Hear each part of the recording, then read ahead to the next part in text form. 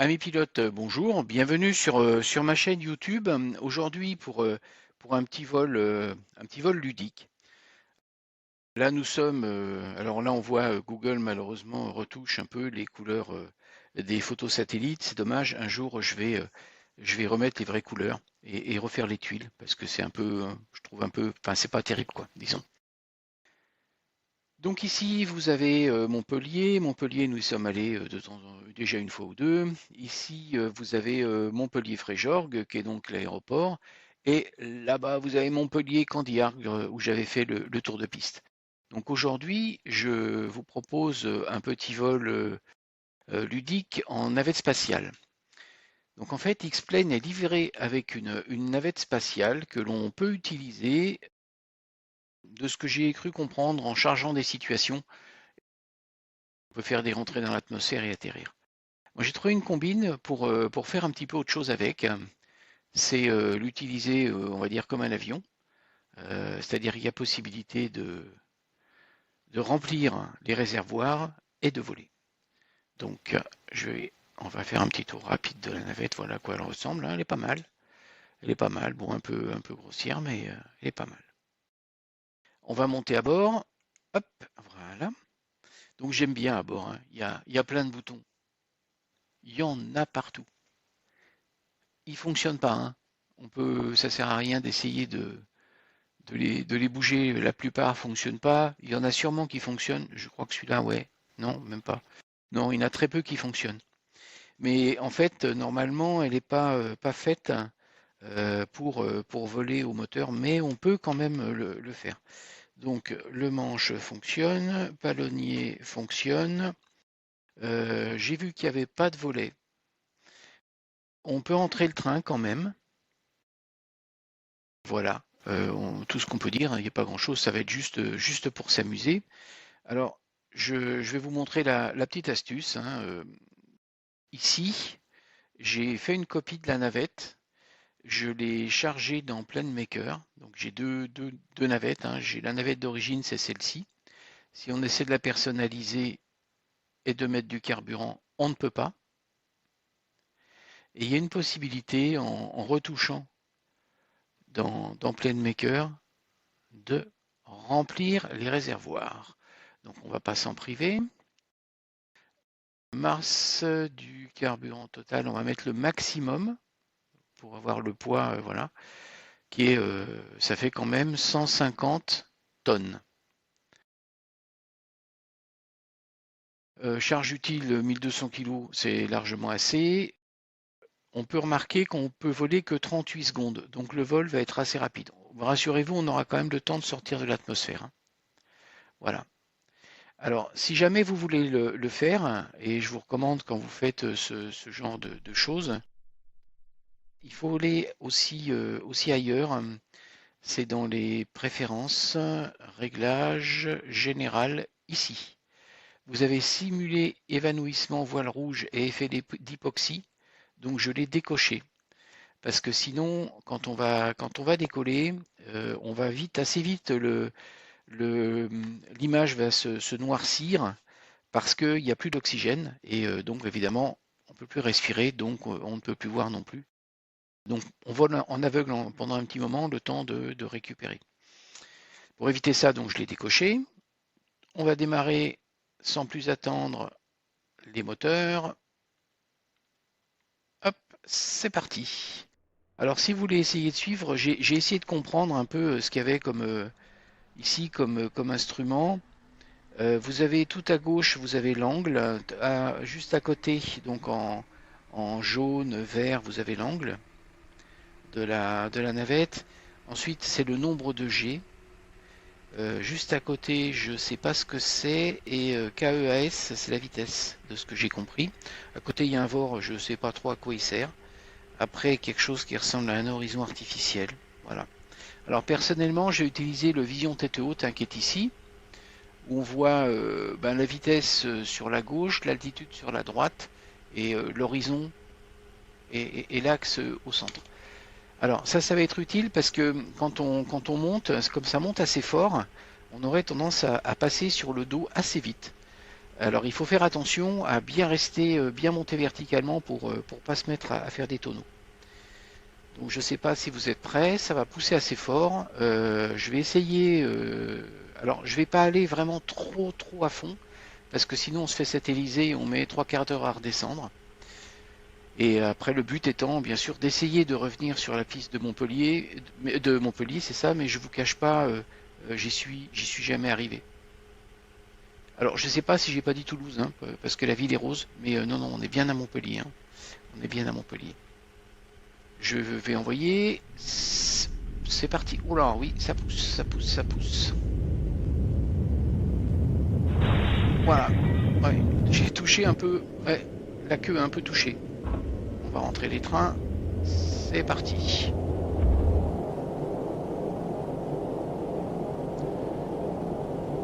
Donc on voit que ça grimpe, hein.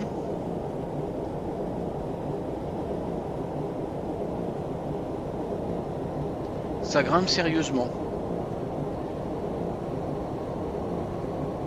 Alors la vitesse, ça doit être 600 nœuds. On va pas tarder à avoir le moteur coupé.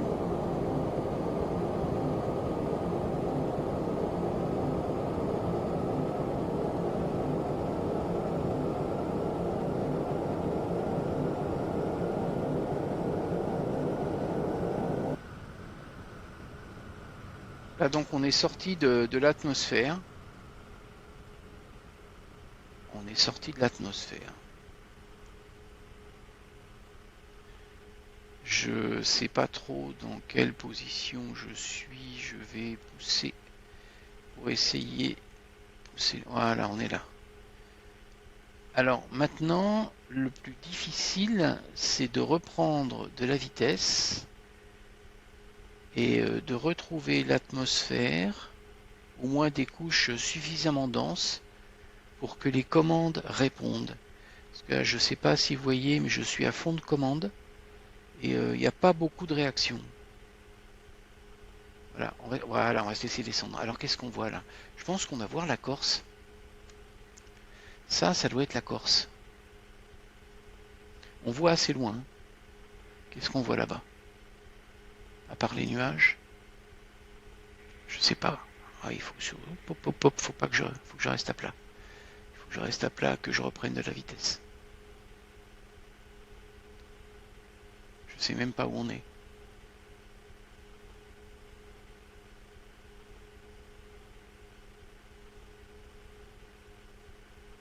Bon, il faut prendre de la vitesse combien? 300 nœuds. Voilà, et ah, voilà. Non, mais c'est facile. Ouais, on n'est pas très loin. Voilà. Là, on retrouve, j'ai l'impression, l'étang de l'or. Donc là, je me suis mis en piqué. Je suis à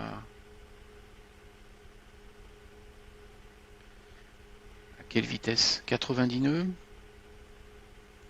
Si c'est ça, on va laisser monter à beaucoup plus que ça. Pour pouvoir reprendre. Voilà. Ça y est. J'ai pu reprendre les commandes. L'appareil réagit, un peu mollement, mais il réagit.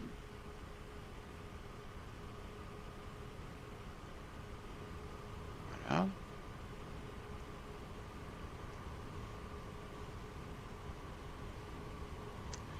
Alors le tout, c'est de se repérer après.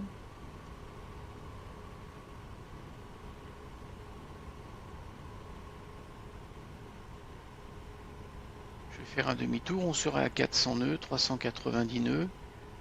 Toujours pareil, hein, en fait c'est comme pour le reste, hein, il faut bien conserver sa vitesse. La vitesse est garante du fait que l'on vole d'une part, et d'autre part que les commandes sont efficaces.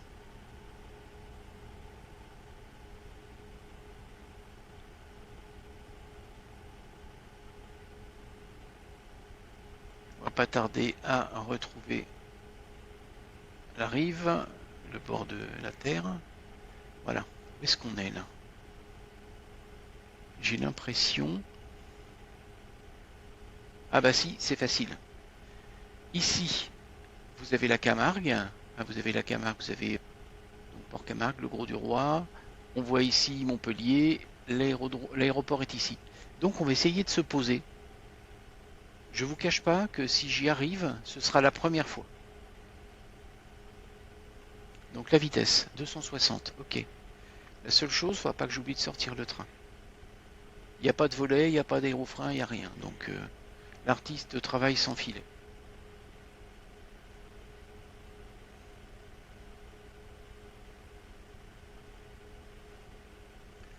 Donc toujours vision tête haute, hein, partie 2 là. En fait, je vais surveiller ça, c'est la vitesse. On serait, je pense que c'est plutôt 25 000 pieds que 2500 pieds ici. Vu ce qu'on voit comme image.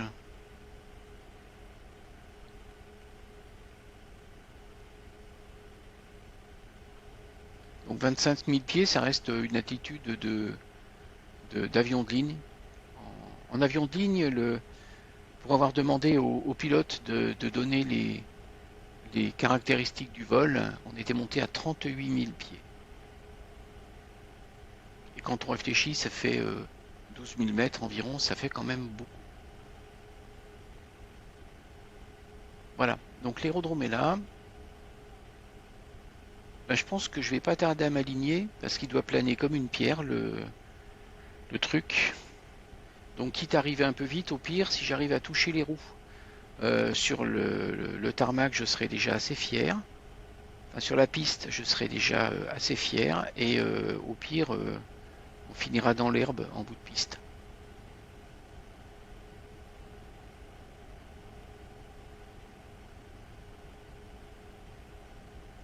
Ensuite, je vais essayer de poursuivre la vidéo pour vous la montrer vision extérieure. Donc 370 nœuds.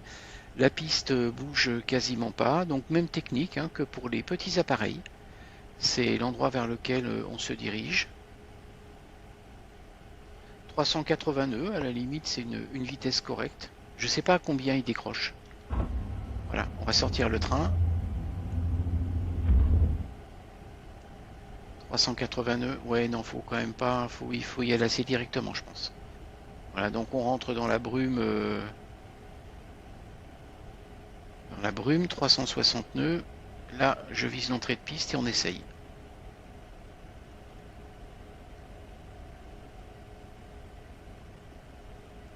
« 340 nœuds, l'important c'est la vitesse. 330 nœuds. Je pense que ça peut le faire en fait. Voilà, le papier est blanc, donc on est beaucoup trop. Mais ça, c'est. Voilà, 1000 pieds. 1000 pieds, c'est bon. Ouais, et bon, on va y arriver.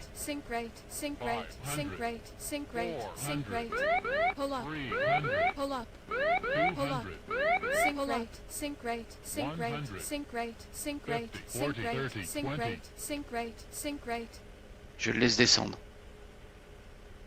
Je le laisse descendre. Il plane. Ouais, bon, on va finir dans l'herbe. Hein. Désolé.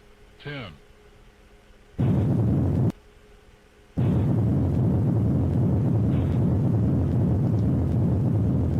Voilà.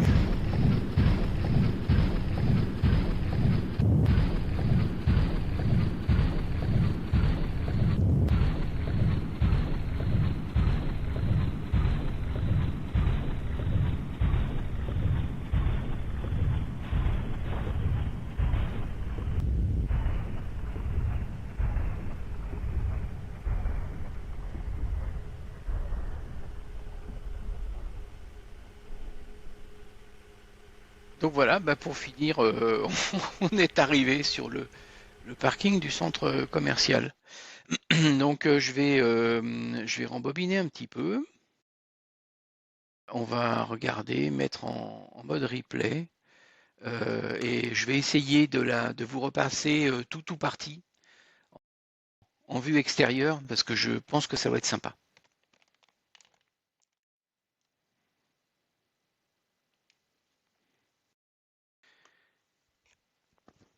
Voilà, donc je vous propose de regarder de nouveau le décollage. mais cette fois de l'extérieur. Donc les moteurs sont allumés. On va attendre. Alors, je ne sais pas si vous vous rappelez, au décollage, j'avais eu un petit souci, l'arrière a touché. Faut dire que c'est un appareil, je pense qu'il n'est pas fait pour décoller, surtout comme ça, puisqu'il décolle normalement avec l'aide de deux fusées externes et collé sur un gros réservoir, parce que c'est la navette Endeavour. Et là, donc, le décollage a été un peu laborieux. Heureusement que je ne suis pas resté derrière. Voilà. Hop, ça touche, ça monte. J'ai rentré le train et c'est parti.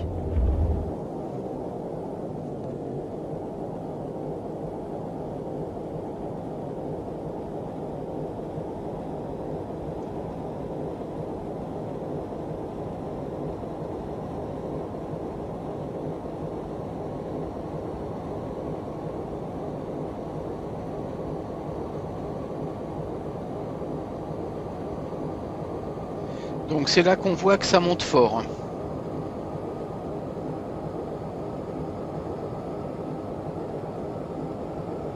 Et que ça fume pas mal. Et voilà, plus d'oxygène.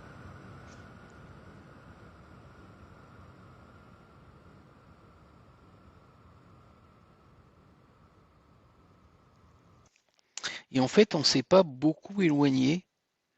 On est vraiment monté à la verticale, hein. On est vraiment monté à la verticale.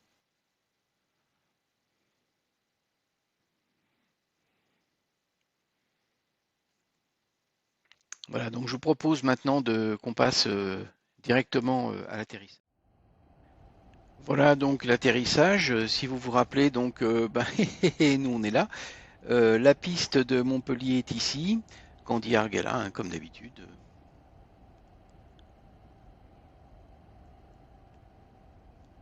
Et l'atterrissage va bien être sur la piste, mais il va être trop long et on va finir, je sais pas, peut-être 3 km après la fin de piste. Je pense que si je m'étais posé un tout petit peu moins vite et vraiment en début de piste, ça aurait pu le faire. Alors, il y a une chose quand un appareil se pose, il y a un effet de sol. C'est la compression de l'air sous les ailes. J'ai été un peu surpris, c'est-à-dire que là, l'appareil descend assez vite. Et j'ai été assez surpris parce que j'ai l'impression que l'effet... Voilà, on sort les roues. J'ai l'impression que l'effet sol est important. C'est-à-dire que j'avais comme un coussin d'air et il refusait de se poser. Voilà, on traverse la couche brumeuse qu'on a surtout en bord de mer.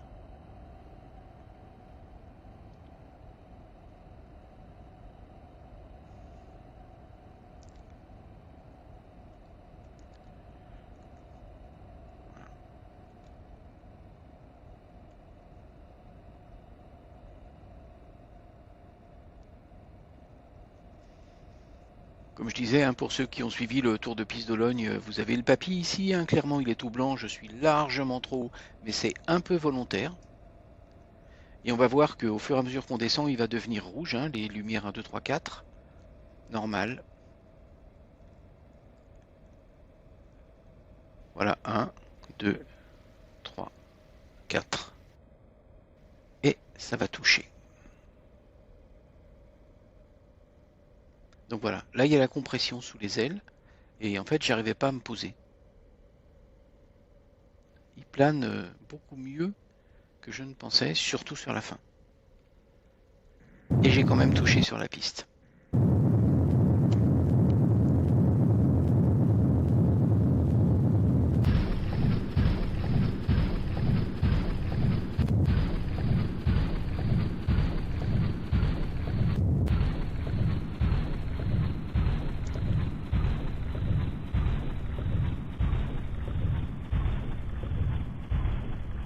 Donc j'espère que cette petite vidéo vous a plu et détendu, autant que moi je me suis amusé pour la faire.